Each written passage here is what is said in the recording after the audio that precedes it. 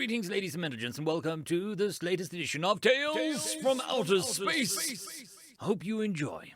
Story number 1, The Hero Without Desire, written by Random 3X. I am invincible! The Mad Empress screeches as I approach, my blade at the ready. You're not. Look, I've already lobbed off your hand. I gestured to the bloodied limb on the floor. A simple setback with the scepter. I shall be granted what I need, whether it be a new limb or your very demur. I swing my sword and cut off the hand holding the accursed artifact. You! His face was gone ashen now. Understandable, as he's been bleeding heavily since my first strike. One would think that he would do something about this with his magic, but no. He seemed intent on monologuing. With a final shaking of his stump at me, he collapses, clearly dying, if not already dead. With that, my duty for this job is complete. Vanquish the evil emperor and retrieve his accursed scepter. Reaching down, I pick up the scepter. I pry the still grasping hand free. I can't help but admire the thing. For all its evil, it was truly well made. Something that belonged in a museum of some kind. Alas, it is slated for disposal. Still, I can feel a tug at my subconscious, daring me to gaze into the large crystal atop the scepter. I merely give a single glance, but that's enough for it to seize me.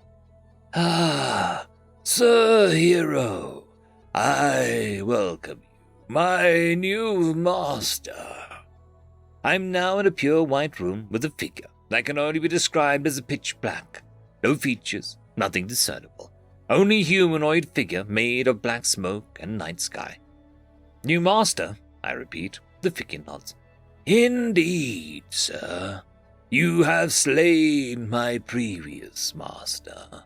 So my ownership naturally transfers over to you. I see. Well, that's good. Then we don't need to worry while I transport you for destruction. These words send the figure into a sort of panic. Great master, I can grant your very desires. I am, after all, a wish demon. Tell me, master, what is it you desire? Meh, I'm okay, thanks. I shrug off its blatant attempts at temptation. Surely you jest, master. How about great riches? As he says this, a mountain of gold appears before me. More money than I've ever seen in my entire life. More than the dragon horde I witnessed when I was just a squire. However, my answer is obvious. Thanks. I wave the demon's offer away, and like a puff of smoke, the gold vanishes. May I ask why, master? The demon seems genuinely curious. Then again, great riches are often atop many wish lists for people. I'm from the Order of Paladins. We have sworn to a life of poverty, outside basic costs. I don't have much need for coin, let alone that much. The demon, for all its lack of features, clearly conveys how stunned it is. Rather an emotive fellow. For a glorified 3D silhouette. Yes, sir. I see coin doesn't motivate you. Then perhaps all the woman that you could ever want. As before, many women, each of a beauty that would make the nymphs jealous, appeared. Or maybe men. With that added words, numerous men of equal beauty appear. Nah, no thanks. I'm asexual. Don't feel the need. Again, the demon is clearly stunned, though I suppose I am a tough customer. Wealth, lust. What next sin will he tempt me with, I wonder? How about ultimate power? With those words, the images of beautiful people vanish, and in their place is an image of me slaying the demon lord. I'll admit, this tempted me for a moment, but once again, I shake my head. No, thanks, sir. I am of the opinion strength not gained by your own hands is not real strength. The demon is clearly getting frustrated with me now. Wealth, lust, power, all have failed. How about great fame? All heroes wish to be remembered. Now, my deeds, whether they live on, doesn't matter to me. Only that I've done good. The demon is clearly becoming more and more agitated. How about an empire of your own? I just struck down the evil emperor on my own. Any ruler who rises up can still be cut down. It'd be the height of arrogance to think that I was the exception. Then, how about an audience with your god? His offer actually gives me pause. You could do such a thing. My question is genuine. Indeed, master. You need only seal the deal. It holds out its hand. It is then I remember the rogue's old saying. A deal too good to be true almost always is. No thanks. I'll meet him when I die. Can't have you monkeys pawing my wish now, can I? The demon clicks its tongue. It seems I hit the nail on the head.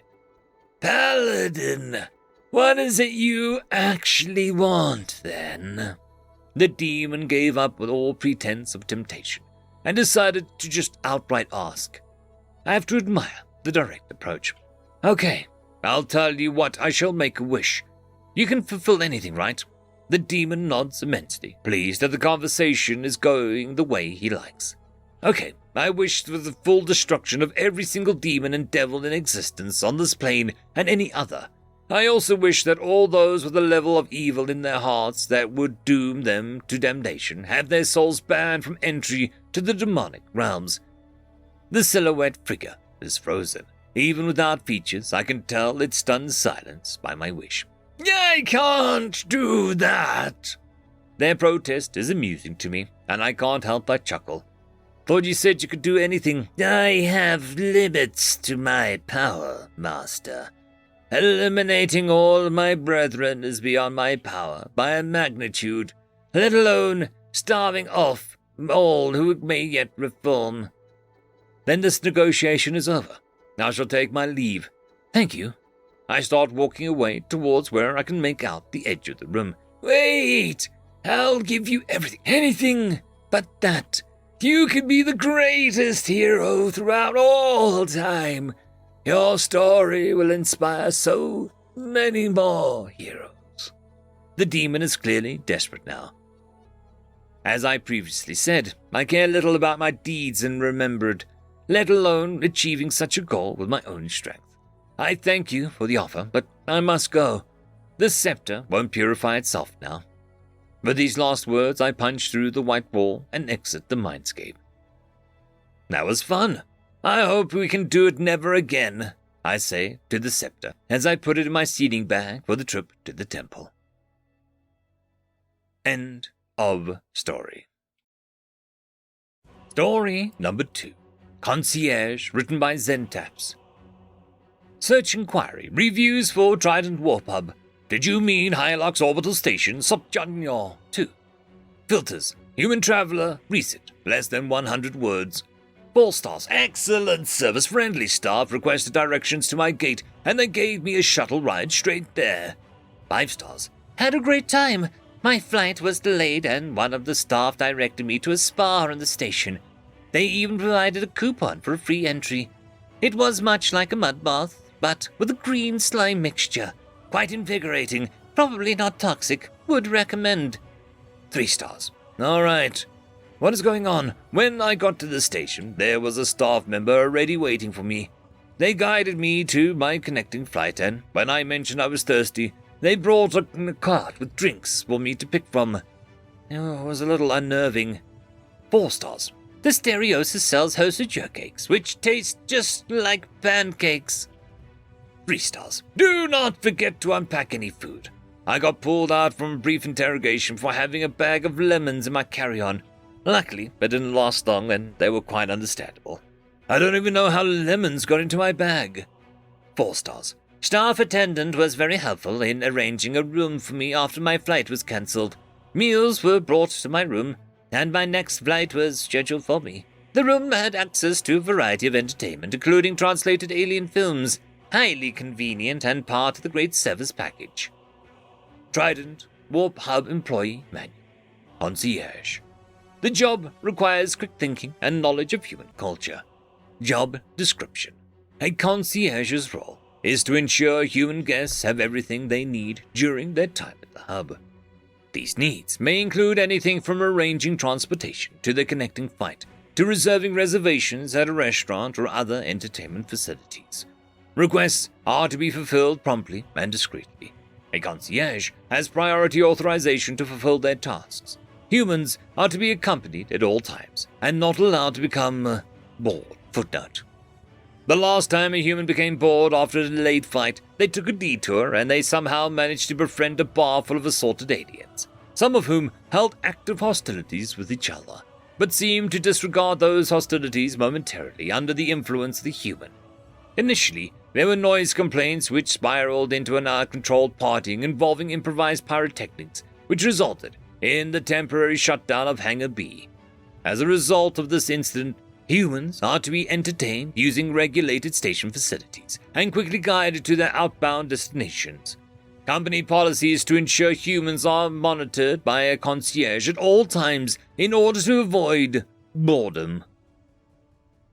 End of story. T5 channel members and Patreons: Caspar Arnholtz, Cam Maxwell, Barky, Lord Azrakal, It's Difficult to Pronounce, Dragzoon WRE, Holly's Sister, Arcadian. Thank you very much.